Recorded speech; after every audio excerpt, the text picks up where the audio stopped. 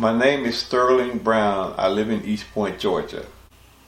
If we tried to deal with attorneys, and we went through a few in the process before we actually came upon one that showed concern for her well-being and not just how much money they could get.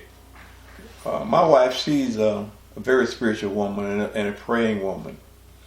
And through her prayers, she told me that she had found somebody and wanted me to meet, and his name was Jay Sad, and at the firm of Slappey and Sad. When she told me about it, I thought to myself, Slappey and Sad, and I thought she was kidding, because that was the funniest thing I'd ever heard in my life. And it took me a minute before I actually took her serious, because she was really serious about it, and we ended up out there. It wasn't really funny anymore. I saw how serious this man took our case, and I said to myself, if she's happy with it, then I'm happy with it, and we took it from there. I told him, I said, man, I won't tell you, Jay. I said, I wouldn't think that way now, but I said, but for a while, man, I thought y'all had to be the weirdest bunch of people to even name your firm Slappey and Sad, only to find out that was their actual names. But then when you think about it, with a name like that, you better be awesome. And over time, I come to realize that was a fact within itself. The man is awesome. Unlike other attorneys that we had before, Jay and Scott's main concern was to get her better, get her the treatment that she needed, and I was actually pleasantly surprised at how vigilant they were about her getting better and seeing the right doctors. We were sent to some doctors, workman's comp doctors, because they didn't want my attorney, to recommend a doctor. They wanted their doctor, so we went with that.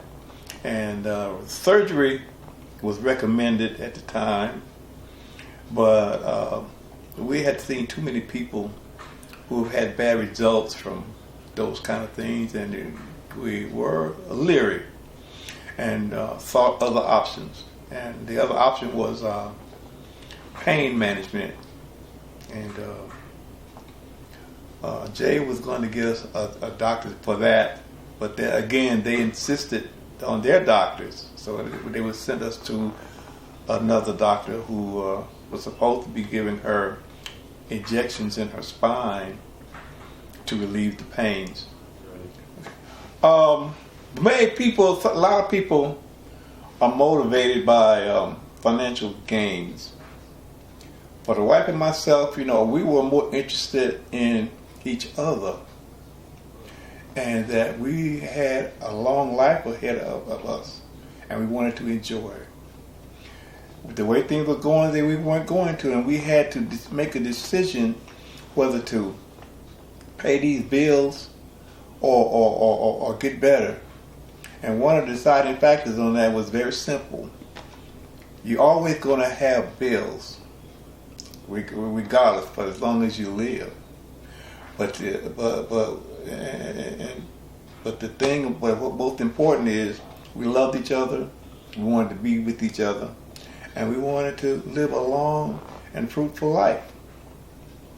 And along those lines, we talked to Jay, and he said in so many words that we're going to work on getting her better. And when we can get her better, and she's doing better, and she's stabilized, then we'll talk again about other things. After she went into surgery, and I've got the message that she was in a coma, it took me a while to gather myself. And after I kind of find out what was going on with everything, I called Jay, and he assured me that he would find out what was going on, and that it would be taken care of. And he showed concerns about how I was feeling, and I said I'm okay and stuff, and that was it. I mean, I don't know. Through the surgery and the consequences of that surgery afterwards, I could always depend on Jay to be there, if only for a comforting word. But without him, I don't think I could have made it, and I don't think there's nobody else in this city or any place else that could have done a better job than he has. And he has become more than just my attorney, he's become my friend. And I think that's worth a lot more than I would get anyplace else.